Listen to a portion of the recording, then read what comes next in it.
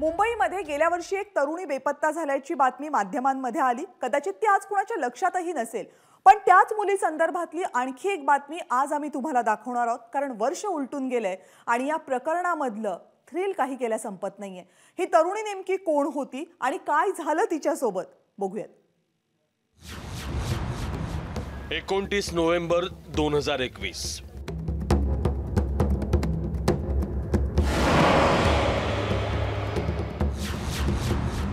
सकाळी 9:58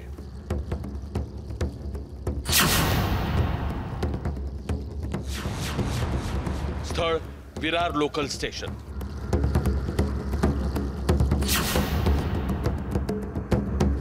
सदिच्छा सानेचा हा 14 महिन्यांपूर्वीचा हा शेवटचा फोटो होता। तिला दुपारी 2 वाजता जे रुग्णालयात पात्रता परीक्षेसाठी हजर राहायचं होतं, पण सदिच्छाला तिचा काळ हा अरबी समुद्राच्या दिशेनं घेऊन गेला।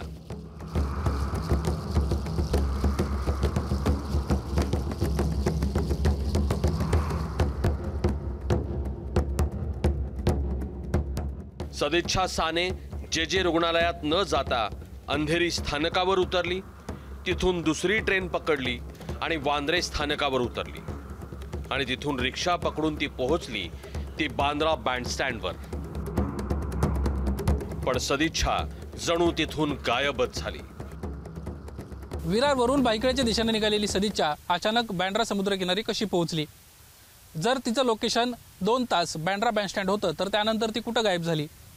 सदिच्छाचं काही बरं वाईट झालं की सदिच्छाचं कुणी अपहरण केलं का स्वतःच ती बेपत्ता झाली, असे अनेक सवाल उपस्थित होऊ लागले आणि त्यानंतर सदिच्छाचा शोध प्रवास सुरू झाला।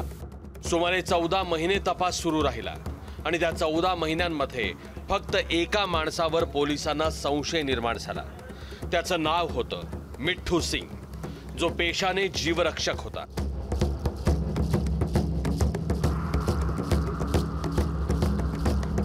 संशय निर्माण होण्याचं कारण याच माणसाने सदिच्छाला शेवटचं पाहिलं होतं। इतकंच नव्हे तर सदिच्छा सोबत त्याने काढलेला एक सेल्फी ही समोर आला होता। सदिच्छा केसमध्ये पोलिसांसाठी मिठ्ठू सिंग हा एकमेव साक्षीदार तर होताच, शिवाय संशयित देखील।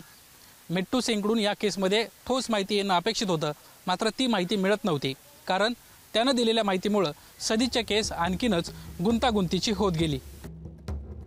मिठ्ठू पोलिसांना म्हणाला, त्या दिवशी मी बांद्र्याच्या बँडस्टँडवर रुजू होतो। सदिच्छा एकटी होती, ती समुद्राच्या दिशेनं जात होती।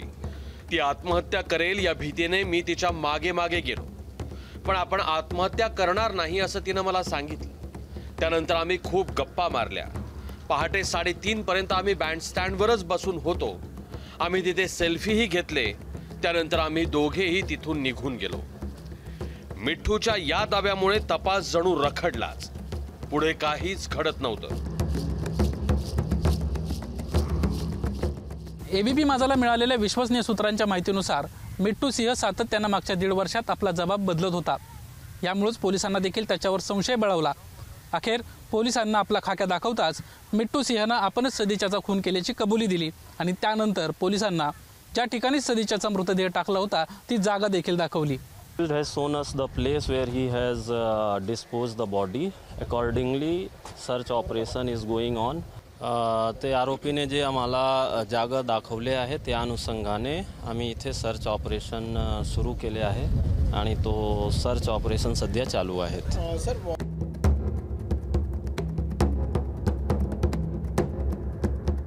तब्बल 14 महिन्यांनी मिठ्ठूने सांगितलेल्या ठिकाणी किनाऱ्यापासून 1000 फूट समुद्रात सदिच्छाचा शोध सुरू झाला।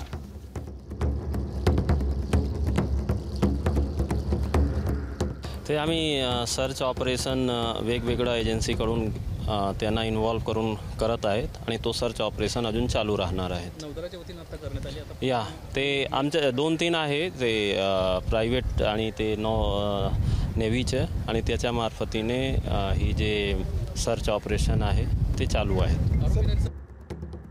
पण हा शोध म्हणजे एक फार्स असल्याचा आरोप खुद्द सदिच्छाच्या वडिलांनी केलाय। ती जेव्हा घरातून गेली त्यावेळेला तिकडे बॅग होती, त्या बॅगेत 2 चादरी होत्या, शिवाय तिचं आय कार्ड, का तिचा मोबाईल, तिचे चप्पल, काहीतरी वस्तू कुठे ना कुठे समुद्राला लागली असती ना, ती काहीच सुद्धा मिळालेली नाही. आणि जर ब्रेन मॅपिंग नार्को अनालिसिस मध्ये तर तो बोलतोय का काय त्याने जे पहिले स्टेटमेंट दिलेलं त्याचवरती तो ब्रेन मॅपिंग मध्ये पण तेच येते ज्या ह्याच्यामध्ये. आणि आता सडनली तो हे करतो म्हणजे कुठून तरी केस क्लोज करायची. काय चाललंय नक्की ते मला कळत नाहीये.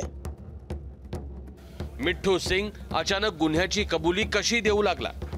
14 महिन्यांनी अरबी समुद्रात असं नक्की काय मिळणार आहे? केस बंद करण्यासाठी पोलिसांचा हा प्लॅन आहे का?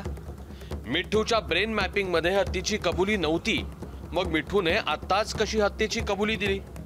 रात्री 3:30 पर्यंत सदिच्छा मिठ्ठू सोबत गप्पा कशी काय मारत बसली होती? एक तरुणी गेल्या 14 महिन्यांपासून बेपत्ता आहे. तिच्या कुटुंबियांना तिच्या परतीची आस आजही आहे. पण संशयित आरोपीनं दिलेली आजची कबुली या प्रकरणामधलं गूढ आणखी वाढवणारी आहे. निलेश बुधावले, एबीपी माझा, मुंबई. एबीपी माझा, उघडा डोळे बघा नीट.